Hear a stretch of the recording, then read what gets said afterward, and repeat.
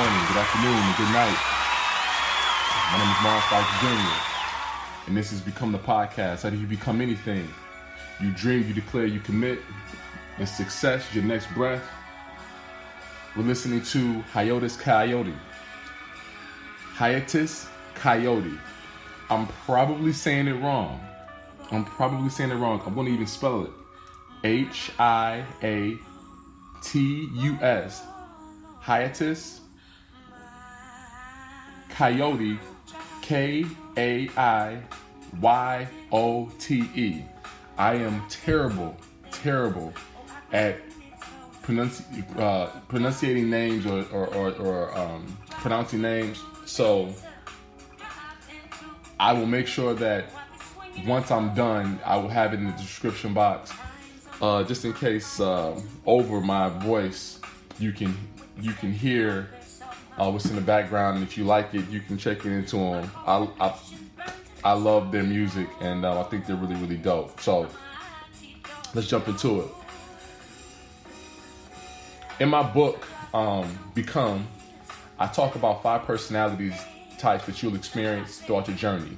And there's a ton of people that you'll experience, but these are the people that I've experienced the most. And so we'll explore who these people are. We'll explore their personality types. We'll kind of make them tick or whatever. With the potential threat is of this potential person, of this person that you will meet. What are the potential threats of this person that you will meet?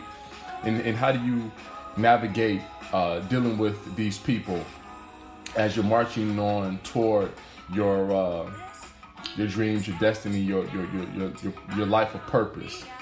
So the 5 personality types, I call them the Furious 5. I haven't come up with a cool name for them. I took the Furious 5 from obviously the Furious, whatever, the Furious 5, the Furious franchise, the Furious movie, Fast and Furious movie franchise. And so one of these days I'm gonna come up with a cool name for them. But right now they're called the Furious 5. Personality type 1 is the parent. The parent wants to protect you a lot like your brain wants to protect you, right? Our brain wants to protect us from fear, discomfort, anxiety, stress, insecurities, things of that nature. Well, parents want to do the same thing. They want to protect their kids. I'm pretty sure just about any parent you talk to wants to protect their kid and help them avoid stress and anything that could possibly bring about some sort of negative feeling or emotion or whatnot. And although that is a very redemptive ambition, the reality is sometimes we need to go through the struggle in order for us to come out stronger, better, more explosive, for us to come out as the person that we were intended to be. So a lot of times parents will try to protect us because, number one, maybe they have experienced a lot of struggle in their lives and they never processed it, right? So because they didn't process it correctly, they never understood the benefit of it. So when we go through the struggle, they instantly think that it's automatically bad, and they don't want us to feel the same pain, the same hurt, the same disappointment, so they want to protect us. Sometimes parents will protect us from struggle because they failed. And so they parent based upon, or they advise, they consult based upon what they could or couldn't do. So if they could do something, then they think that you should be able to do it. And then sometimes if they can't do something, or if they couldn't do something, or if they came up short, then they want to now advise you based upon their shortcomings. You very seldom hear people that say, I couldn't do it, but you could. You can. 9 times out of 10, people will say, listen, it's tough. This is what I went through, and I don't think you should do it either. You're going to probably go through the same thing, not realizing that you might be built totally different. Now, understand something. The parent isn't necessarily your parent. Your parent could be your homeboy, could be your homegirl, could be an uncle, could be aunt, could be a teacher. You know what I'm saying? The parent could be somebody that you work with, could be a boss, could be a manager, administrator. It could be, the parent can be anybody. But I use the name parent because the parent is often associated with one that is a protector, right? So throughout life, you're going to come in contact with people who are going to advise you to stay on the porch, to stay as far away from the fire and as far away from the cliff as possible, not knowing that you may need to live on the edge of death in order for you to become the person that you were intended to be. So be mindful of the parent. Be mindful of the parent. They don't mean any harm. They don't mean any harm. They want to protect you, but just know that at some point in your life, you might have to tell the parent, listen, I have to go out here and get touched up a little bit. I got to experience some things. I got to fall on my face a little bit. I got to stumble. I got to scrape my knee a little bit in order for me to get from point A to point B to point destiny. The second personality type is the centrist. The centrist, from a fundamental definition standpoint, is a person who is doesn't cling to one side or another, right? Many people consider Barack Obama to be a centrist. Did he really cling to the Democratic Party and their views? Did he really cling to the Republican Party and their views? Did he really cling to anybody? Did he cling to the blacks? No, people will say, no, he not really. Did he fight for the queer community? A little bit. But was he all in? No. There's a lot of different, did he stand up and really fight for the black people who were violated and impacted by police shootings? No, he didn't side with the police, nor did he side with the black people. Maybe there's words that came out of his mouth, there was opinions and perspectives, but there was never ever a true movement one way or another. He kind of just stayed right in the middle. You know what I'm saying? He was present, but people would say he was not present, he was not connected. And in essence, that's what the centrist is. Somebody who is present, but not necessarily connected. And sometimes we have these people in our lives that are in our lives, but they're not necessarily connected to us. They don't make themselves available when we're going through things. When we need them, they don't make themselves available. And this person is important because on one side of the coin, they don't seem like much of a threat, right? But sometimes we can get hypnotized into thinking that just because we were in this relationship or have this friendship and this person has been with us for a long time, we may start to lean on somebody who doesn't lean back, lean on somebody who doesn't lean into us when we need them. We may be in a relationship or friendship or in the thick of things with someone that we are pouring, we are investing, but they're not doing the same thing. Yeah, they're there, but they're not connected. You might be in a relationship with somebody and you realize this person isn't investing in you, this person isn't pouring into you, this person isn't helping you, this person isn't pushing you, this person isn't encouraging you, this person isn't being honest with you, this person isn't holding you accountable. They're just there. But because of the longevity of a relationship, you might be holding on to this person because you think that you guys are such good friends and you might be friends, but as friends, we have a responsibility to make sure that we're being active in that relationship. And again, it goes back to intention. How are you showing up? So when you think about the intention of someone else, how do they show up in your life? If they show up with intention, if they love you unconditionally, if they care about you unconditionally, if they're looking to help you, challenge you, inspire you, hold you accountable, be honest, all that stuff, then we got somebody that we can cling on to. And they ain't gotta be perfect. They may have their own challenges, but at least you know that person's connected to you and they are invested in seeing you succeed. They are invested in your life. But if you're dealing with somebody, you realize that it's really they're disconnected more times than not. More times than not, they're disconnected. Then that's a relationship that you need to consider and reconsider and say, you know what, maybe this isn't worth the time and effort. Maybe I need to be pouring into somebody else. That's the centrist. Then we have the hater or the naysayer. This person is easy. We can talk about this person for a minute. This person is negative all the time.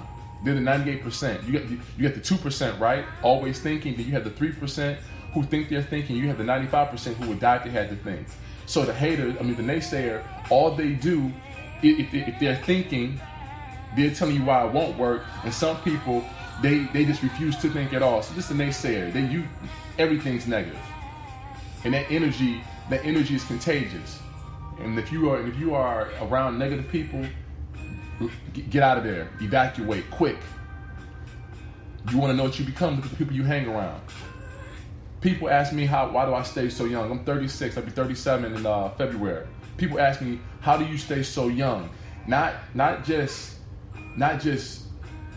physically, because I do work out, right? I got some good genetics. You know, my pops, he still looks pretty young. But the thing is, I hang around young people all the time. So I hang around young people, so my spirit is young. That's the true fountain of youth. You want to be young, keep yourself around some young people. That's why it's important to get back to the youth, get back to the young. They keep you young. I hang around college kids, so I'm always learning more about what they think is cool, what's contemporary. And it ain't about that, but it's just the energy, it's the spirit of a young person.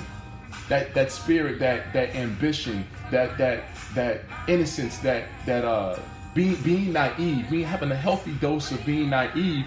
That's good, because sometimes still believing in magic as you get up there in age is good for everybody, because it keeps you believing that, you know what, the impossible can be done. But when you hang around a whole bunch of old folks, you've been bumped on the head too many times, they'll convince you that it's not worth it. Why are we doing this? This is stupid. We should be doing something else. Why are we wasting our time? But the young people, they're like, no, let's give it a try. Let's give it a try. But it'll never work. Well, let's see. So keep yourself around young people. And stay away from the haters. Stay away from the naysayers. The expert. It's our fourth personality. The expert knows everything about everything. When you hear these 6 words, get out of there. You know I used to. When you hear those words, you know I used to be. Wait. That's 5 words. You know I used to be. That's 5 words. When you hear those 5 words, evacuate. I can't stand when people tell me, when people try to give me advice about things they have no credentials for. My mother hates this rule. My mother hates this, and I tell her all the time.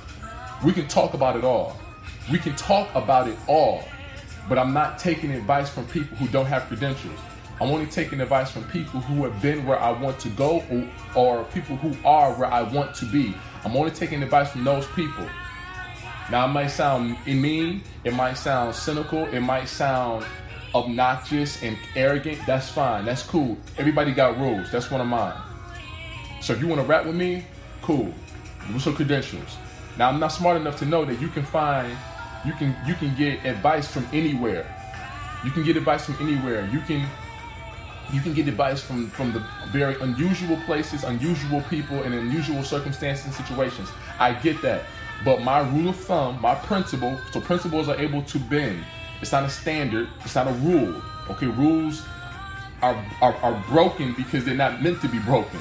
Rules are solid. You don't kill, right? But a principle is something that can be bent, meaning all depending on the circumstances, a principle can be adjusted all depending on the situation. So that's one of my principles. So again, I always look at, what are your credentials? If you got some credentials, let's scrap it. If you don't have credentials, then don't talk to me about it. Or don't give me advice about it. You can talk to me about it, but don't give me advice about it. So again, make sure that when you deal with people and you want to know something specific about, whether, no matter what it is, make sure those people have credentials. So make sure that you're spending your time wisely. And the last thing is the co-signer. A co-signer, they'll say yes to anything. We all have friends. They'll say yes to anything. They'll tell you, yes, you're doing a good job. Yes, we need to go do X, Y, and Z. They never ever tell you no. And on one side of the coin, it looks like they're giving you this great support, but man, we all know that we need pushback in our lives. We need pushback in our lives to make sure that our ideas and our actions are good, if they're smart, if they're logical. So you need somebody to tell you every now and then, nah, that's not a good idea. Nah, you should go left. Nah, you should go right. And you'll know when you're dealing with somebody who's a naysayer and is being negative versus somebody who's really thinking about investing in This is you. This is what you want to do. I know you. I know about this situation. I think we should look at it this way. I think we should look at it this way. They won't tell you no. They just give you things to think about. And then at times where they'll tell you no, and then there'll be times when they'll say, man, you better get up and get after it. And you'll know. And you'll know because of the intention. Remember, I said the intention is, how do you want to show up? But one, how do you think about it, what it is you're doing? And when you deal with people with good intention, you'll feel that good intention. You know that this person truly, truly cares for me. They care about me. They're pushing me. They're encouraging me, so on and so forth. And because of that, you'll say, cool, I can listen to this person. I can rock and roll with this person. I can come to this person and ask for their consultation and ask for their advice. And I know I'm going to get some honesty, some truth, some wisdom. So when you got people that are around you that all they do is say yes, yes, yes, that's like the entourage. All they do is pump you up and say, yeah, man, you got it, you good, you awesome, you dope, you nice, you fresh, you clean, you. And sometimes you need people to say, no, fam, you actually stinking up the joint. Actually, you're not going as hard as you can go. You need to go harder. Or they'll tell you sometimes, man, you need to relax, man. You've been going too hard. You're gonna kill yourself. So make sure you hang around people who give you honesty when they deal with you. Some quick takeaways. I told you, man. I updated my package, so now I can go to 45-minute podcast. You probably won't hear a 45-minute podcast, but they're going to be a little bit more than 15 minutes. I'm gonna shrink them back down though, so you know what to expect when you deal with me. Couple things. The reason why the Furious Five are so funny and we relate to them so well is because we've all been that person. There's been times when you've been a parent. There's been times when you try to protect somebody from their greatness. There's been times when you've been a centrist where somebody needed you and you didn't lean in. There's been times when you've been a naysayer. All you did was hate the whole time, right? There's been times when you've been an expert. There's been times when you told somebody or gave somebody some advice about something you know nothing about, something that you watched on television, or you took some advice from another friend and you tried to tell somebody else, not realizing, not being honest that, like, listen, bro, I'm outside of my lane. I shouldn't really be talking to you about this. But we've done it before. And we've been a co-signer. We've told somebody, yeah, because we wanted them to like us, right? So it is what it is. I'm telling you, spend as little time with these people as possible. Spend as little time with these people as possible. And I know that's tough because some of these people might be your family members. For some of these people, this might be your spouse. This might be your grandparents. This might be your uncles and aunts. This might be your friends. And so when that situation comes, the only thing I can tell you is, if you have to deal with these people, call them out as best as you can, right? Tell them what you need from them. Tell them, this is what I need from you. You might be a co-signer to everybody else, but this is what I need from you. You might be a naysayer to everyone else, but this is what I need from you. You might be a centrist to everyone else, but this is what I need to you. You might be a parent to everyone else, but this is what I need from you. And then the other thing you have to do is you have to find these high level people. I call them your mastermind group. Your mastermind group does 4 things. They hold you accountable, they challenge you, they're honest with you, and they encourage you. They do those 4 things: accountability, challenge, honesty, and encourage. You need to find those people and hang around those people as much as you can. And as much as you can might be once a week. I hang around these people once a week, or maybe I hang around these people a couple times a month. You know, you might be in a situation where you just don't have access to a lot of strong characters. Cool. Find the people that do exemplify these traits. They hold you accountable. They challenge you. They're honest with you. They encourage you, and you want to spend as much time with them as you can. And if you can't spend a lot of time with them, call them, text them, email them, DM them, whatever you just find a way to stay as connected with them as much as you possibly can, to hopefully negate and override the craziness that you'll have to deal with all these other characters. And just know that some of these people might be in your family. They might be your friends. And you can't just abandon your friends, and you can't abandon your family. But you have to make the necessary adjustments, because you can't allow the outside voices and the outside characters compromise your greatness.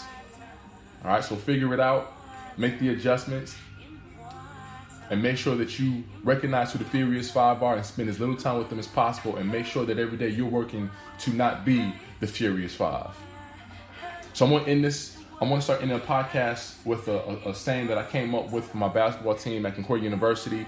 I made some modifications to it and added some things to it. And this is how I'm going to start ending off all my podcasts. So here it is. Greatness lives on the edge of death. I am not afraid to die. I will fight for my dreams. I will celebrate my dreams. And I will die for my dreams. Thoughts are things, and everything starts off as a thought first and springs from a place of mindfulness and clarity. My name is Mar Fox Jr. Done.